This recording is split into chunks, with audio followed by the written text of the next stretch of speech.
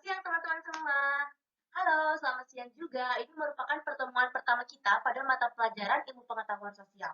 Oleh karenanya, izinkan aku memperkenalkan diriku terlebih dahulu ya. Perkenalkan, namaku Alifanisa Manadi. Aku akan menjadi tutor sebaya, sekaligus teman belajar teman-teman pada mata pelajaran IPS. Oke nih teman-teman, jadi pada pertemuan pertama ini ada 6 pembahasan. Yang pertama tentang persebaran benua di dunia, tentang letak Indonesia, cadangan sumber daya alam, potensi sumber daya manusia, potensi budaya, dan yang terakhir negara maju. Kita next ya. Oke nih teman-teman, materi pertama ini adalah persebaran benua dunia. Sebelumnya aku mau tanya nih, kira-kira dari teman-teman semua ada yang masih ingat nggak apa itu benua? Dan ada berapa sih benua itu? Oke, mungkin teman-teman bisa merefresh ulang kembali materi-materi di pertemuan sebelumnya nih. Oke, kita langsung naik aja untuk mengetahui jawabannya ya. Nah, benua. Benua memiliki nama lain kontinen. Atau definisinya, benua merupakan kumpulan daratan yang berada di permukaan bumi dengan wilayah yang sangat luas dan memiliki karakteristik tertentu. Kita next ya. Oke, ada berapa sih Kak benua di dunia? Benua di dunia itu ada 6. Ada benua Asia, benua Afrika, benua Australia, benua Eropa, benua Antartika, dan yang terakhir benua Amerika. Benua Amerika itu sendiri terbagi menjadi dua loh. Ada Amerika Utara dan Amerika Selatan. Kita bisa next.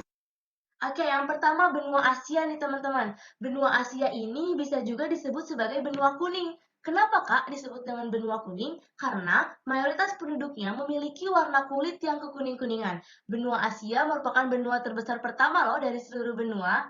Nah, untuk karakteristik lebih lanjut, teman-teman bisa baca PowerPoint ya, karena aku mau lanjut ke pembahasan selanjutnya. Oke, kita next ya. Oke, selanjutnya ada benua Amerika. Ini karena kotaknya merah, maka benua Amerika disebut juga dengan benua merah. Kenapa Kak bisa disebut dengan benua merah? Karena suku yang mendiami Amerika itu merupakan suku asli Amerika. Ada suku Eskimo dan juga suku Indian. Kita bisa next ya. Oke, benua Eropa. Ini warnanya biru, berarti benua Eropa disebut juga dengan benua pinter, benua biru. Kenapa Kak disebut benua biru? Karena dari dahulu di Eropa ini banyak menghasilkan para bangsawan dari kerajaan-kerajaan yang sangat besar. Di sisi lain, benua Eropa itu mayoritas penduduknya memiliki bola mata yang berwarna biru dan indah gitu teman-teman. Kita bisa next.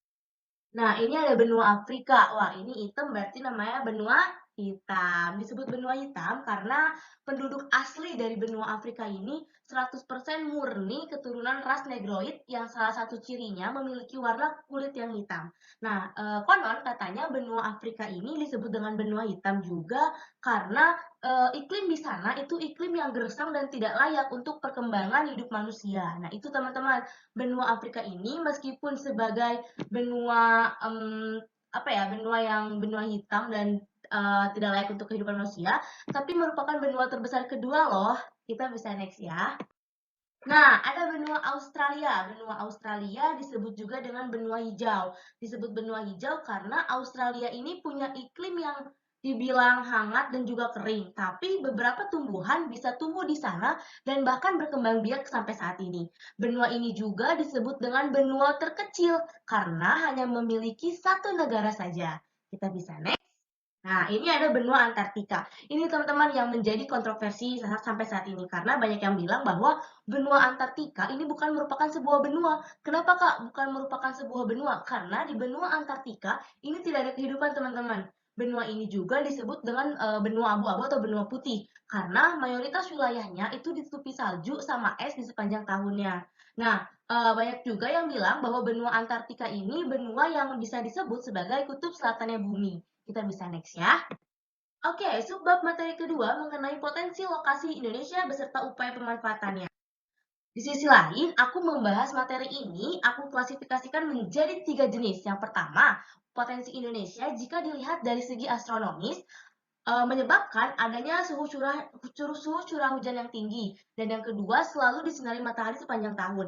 Nah, jika dilihat dari segi geografis, Indonesia ini merupakan jalur pelayaran internasional antar benua dan antar negara, sehingga berpotensi untuk meningkatkan perekonomian Indonesia yang semakin pesat. Nah, jika dilihat dari segi geologis, Indonesia ini menghadirkan banyaknya sumber daya alam yang dapat diperbaharui maupun tidak dapat diperbaharui. Contohnya ada barang tambang, mineral, logam, air, tanah, dan lain halnya. Kita bisa next ya. Nah, mungkin teman-teman bingung, kenapa sih kakak bisa menyebutkan potensi Indonesia dari letak astronomi, geografis, dan juga geologis? Yang pertama, letak astronomi. Teman-teman bisa lihat, di ini ada garis yang aku warnain warna biru. Ini merupakan garis khatulistiwa atau garis ekuator. Salah satu keuntungan dari negara yang dilalui oleh garis khatulistiwa memiliki iklim dan suhu curah hujan yang tinggi, serta disinari matahari sepanjang tahun. Lalu apakah manfaatnya? Iklim juga curah hujan yang tinggi menyebabkan tanah di Indonesia memiliki kelembaban sebagai tanah yang subur. Sehingga nggak salah kalau teman-teman pergi ke daerah pegunungan, banyak banget jenis perkebunan yang teman-teman lihat. Ada perkebunan sawi, perkebunan tomat, perkebunan jeruk, dan masih banyak lainnya. Nah, di sisi lain juga, Indonesia itu kan disinari panas matahari sepanjang tahun. Itu menyebabkan seluruh jenis tumbuhan mampu bertahan hidup juga berkembang biak di kelembaban tanah di Indonesia. Itu terkait letak astronomi. Yang kedua, letak geografis. Kenapa aku bisa bilang bahwa letak geografis Indonesia itu diakibatkan oleh jalur perdagangan internasional? Teman-teman coba refresh kembali materi-materi sebelumnya bahwa Indonesia itu terletak di antara dua benua, yakni benua Asia dan benua Australia.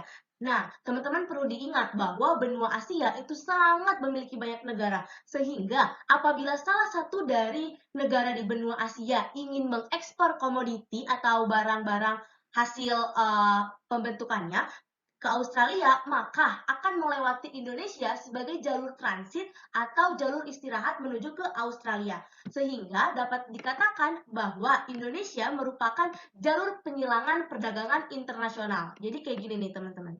Nah, jadi apabila beberapa negara atau negara-negara di benua-benua lain itu akan mengekspor komoditinya melewati Indonesia, pasti Indonesia akan mendapatkan keuntungan yang jauh lebih baik. Salah satunya perekonomian itu berkembang secara cepat, teman-teman, dan juga masuknya akulturasi budaya-budaya dari negara-negara lain ke Indonesia, seperti itu. Lalu terkait dengan letak geologis, kenapa kakak bisa bilang bahwa letak geologis itu menyebabkan banyaknya sumber daya alam baik yang dapat diperbaharui maupun tidak dapat diperbaharui. Lagi-lagi, aku menyuruh teman-teman untuk mengingat kembali materi-materi sebelumnya. Teman-teman tahu kan bahwa Indonesia itu dilalui oleh 3 lempeng. Ada lempeng Eurasia, lempeng Pasifik, dan juga lempeng Hindia. Nah, lempeng Eurasia itu terjadi di sini, teman-teman. Nah, ini lempeng Eurasia. Lalu lempeng Pasifik itu terjadi di sini. Nah, dari sini sampai ke daerah Jawa. Nah, lalu ini adalah lempeng Hindia. Apa sih, Kak, penyebab dari banyaknya lempeng-lempeng tersebut? Kehadiran Indonesia yang dilalui oleh ketiga lempeng itu menyebabkan Indonesia rawan bencana, teman-teman. Tapi di sisi lain, dari banyaknya bencana-bencana yang menimpa Indonesia, justru Indonesia memiliki kelebihan. Salah satunya banyak banget sumber daya alam yang dapat diperoleh dari adanya bencana alam tersebut.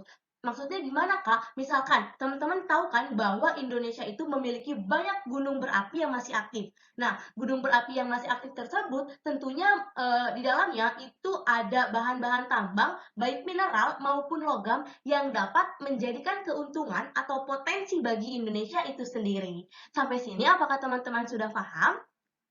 Oke, mungkin kita bisa next ya.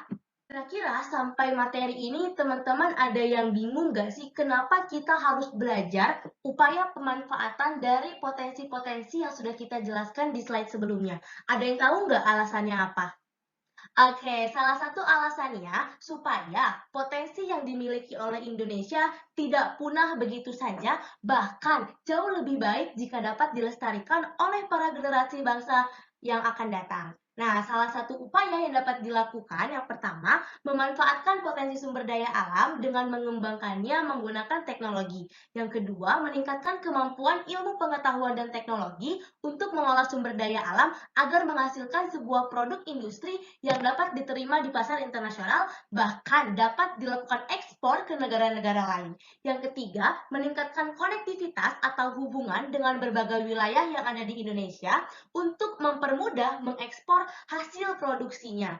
Nah, yang keempat itu menyiapkan infrastruktur perhubungan seperti halnya pelabuhan maupun bandara serta regulasi atau peraturan yang dapat mendukung jalannya dari pemasaran yang akan dilakukan. Nah, yang kelima, menjalin kerjasama dengan negara lain untuk mengelola lalu lintas pelayaran. Dan yang terakhir, meningkatkan sumber daya manusia agar mampu dalam mengelola sumber daya alam yang sudah ada. Nah, poin terakhir ini merupakan salah satu poin yang paling penting karena tanpa sumber daya manusia yang berkualitas, sumber daya alam tidak punya apa-apa. Gitu teman-teman. Kita bisa next ya.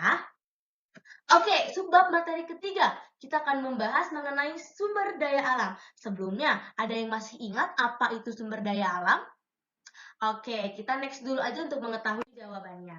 Sumber daya alam memiliki definisi sebagai salah satu atau segala sesuatu yang bisa diambil atau dimanfaatkan dari alam karena memiliki nilai serta manfaat untuk kebutuhan manusia. Sumber daya alam itu sendiri dibagi ke dalam dua jenis, sumber alam yang dapat diperbaharui dan tidak dapat diperbaharui. Untuk sumber daya alam yang dapat diperbaharui memiliki definisi sebagai suatu sumber daya alam yang keberadaannya selalu tersedia di alam, dapat dihasilkan kembali, atau bahkan dapat tersedia kembali dengan waktu yang sangat cepat. Contohnya apa? Ada hutan, ada juga flora fauna, dan bahkan sumber daya laut seperti biota laut ataupun tambak pasir di pesisir pantai.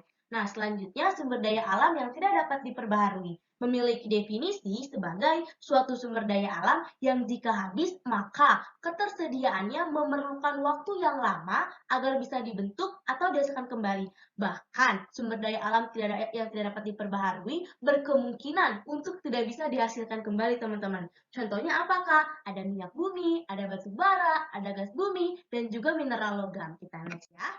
Oke, sumber daya alam yang diperbaharui yang pertama ada hutan. Luas hutan Indonesia itu sekitar 99 juta per tahun. Tetapi ternyata mengalami penurunan yang diakibatkan oleh kerusakan hutan. Makanya teman-teman jangan berani-beraninya ya untuk merusak hutan karena hutan ini merupakan salah satu sumber daya alam yang mesti kita lestarikan dan kita manfaatkan sebaik mungkin. Yang kedua ada flora juga fauna. Bisa dibilang flora fauna ini tumbuhan dan juga hewan yang menjadi sumber pangan bagi manusia sehingga perlu adanya pemanfaatan serta pelestarian yang baik. Yang ketiga ada sumber daya laut. Sumber daya laut ini tidak lepas dari karakteristik Indonesia yang disebut sebagai negara maritim dan menyebabkan sebagian wilayah Indonesia itu banyak banget mengandung sumber daya alam laut yang sangat beragam, mulai dari biota laut, tambak minyak di pesisir pantai, serta pasir besi.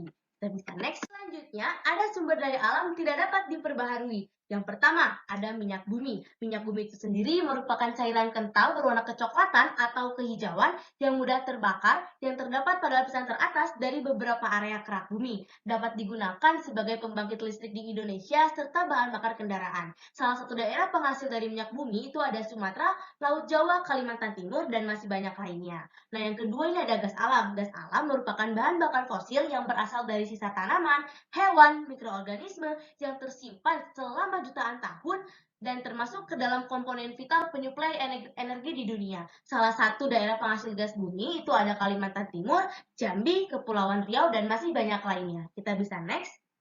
Oke, yang ketiga ada batu bara. Batu bara merupakan bahan bakar fosil yang terbentuk dari tumbuhan yang mati di lingkungan bebas oksigen. Teman-teman mungkin bertanya-tanya, apa sih Kak gunanya batu bara? Batu bara berguna untuk pembangkit listrik tenaga uap serta bahan bakar pesawat, juga bahan bakar kereta api tenaga uap. Nah, salah satu daerah penghasil batu bara terbesar itu ada di Aceh, tepatnya di Melalbo, Kalimantan, Jawa Tengah di Cilacap, serta masih banyak lainnya. Ini ada fotonya nih teman-teman. Apabila teman-teman penasaran kayak mana sih gas alam, kayak mana sih minyak bumi, dan kayak mana itu batu bara. Nah, ini teman-teman bisa lihat, ini ada gas alam.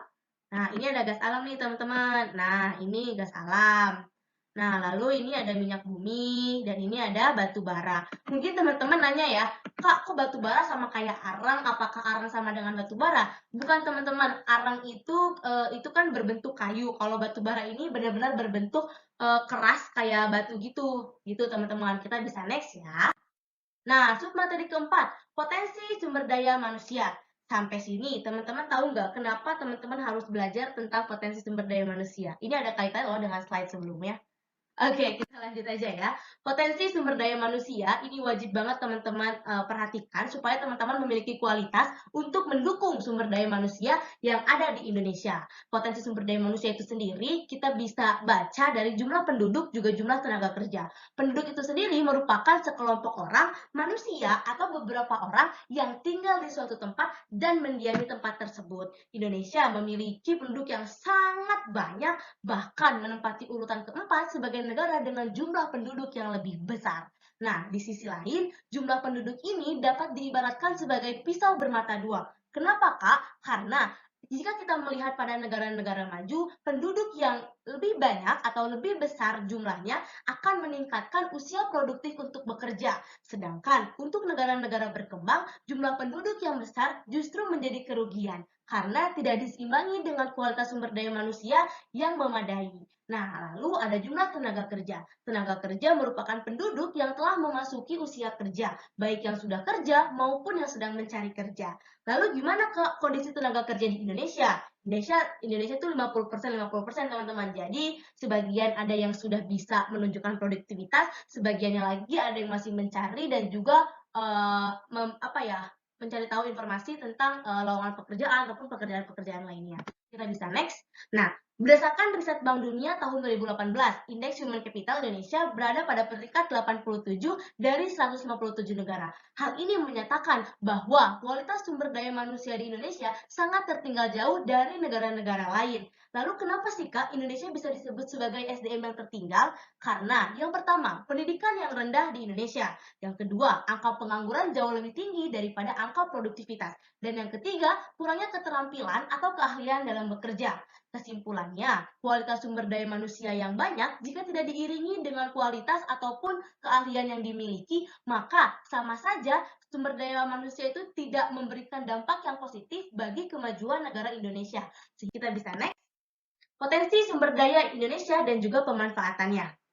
Nah, budaya itu sendiri memiliki definisi sebagai cara hidup yang berkembang pada sekelompok manusia yang diturunkan secara turun-temurun. Wujudnya ada 4, bahasa, rumah adat, tarian, serta pakaian adat. Upaya pemanfaatannya yang pertama, selalu mengajarkan dan menanamkan kebudayaan Indonesia kepada generasi penerus bangsa. Yang kedua, mengadakan pertunjukan agar eksistensi budaya tetap terjaga. Yang ketiga, mengenalkan budaya Indonesia kepada masyarakat dalam negeri maupun luar negeri. Yang keempat, menjaga kawasan cagar budaya. Dan yang kelima, menanamkan rasa cinta serta bangga terhadap budaya Indonesia. Nah, selanjutnya ada negara maju nih, teman. Negara maju merupakan negara yang memiliki kualitas hidup yang tinggi serta ekonominya yang maju dan merata. Dan juga negara maju telah berhasil dalam berbagai aspek kehidupan. Ciri-ciri yang pertama, pendapatan per kapitanya tinggi. Yang kedua, tingkat pendidikannya tinggi. Yang ketiga, tingkat kemiskinannya rendah. Yang keempat, kemajuan iptek dan pembangunan. Yang kelima, laju pertumbuhan penduduknya rendah. Dan yang keenam, keadaan sosial budaya yang memiliki pola pikir logis. Jadi tuh di negara-negara maju mereka nggak percaya tentang hal mistis gitu teman-teman. For your information untuk teman-teman, kenapa sih Kak laju pertumbuhan penduduk itu di negara maju bisa rendah? Karena negara-negara maju berpandangan bahwa memiliki banyak anak akan menghambat karir dari penduduk di negara maju. Yang kedua, kesibukan dalam bekerja dapat mengurangi kesempatan untuk memiliki anak. Yang ketiga, rata-rata usia menikah relatif tinggi sehingga kemungkinan memiliki jumlah anak yang banyak yang terbatas. Dan yang keempat, pelayanan kesehatan yang memadai. Lalu bagaimana sih Kak supaya Indonesia bisa menjadi negara maju? Langkah awalnya cukup dengan meningkatkan kualitas dan akses pendidikan. Nah, yang kedua meningkatkan pendapatan per kapita dan yang ketiga melakukan penguasaan dan pengembangan ilmu pengetahuan teknologi untuk mendapatkan keahlian atau keterampilan dalam bekerja. Contoh-contoh negara maju itu sendiri aku klasifikasikan menjadi 4 benua. Ada benua Eropa, benua Asia, benua Amerika, dan benua Australia. Di benua Eropa itu banyak banget negara-negara maju ya. Ada Inggris, Perancis, Belanda, Jerman, dan masih banyak lainnya. Di benua Asia ada Jepang, Taiwan, Hong Kong, dan masih banyak lainnya. Yang ketiga ada benua Amerika, itu ada Kanada, dan juga Amerika Serikat. Dan di benua Australia ada Australia dan Selandia Baru.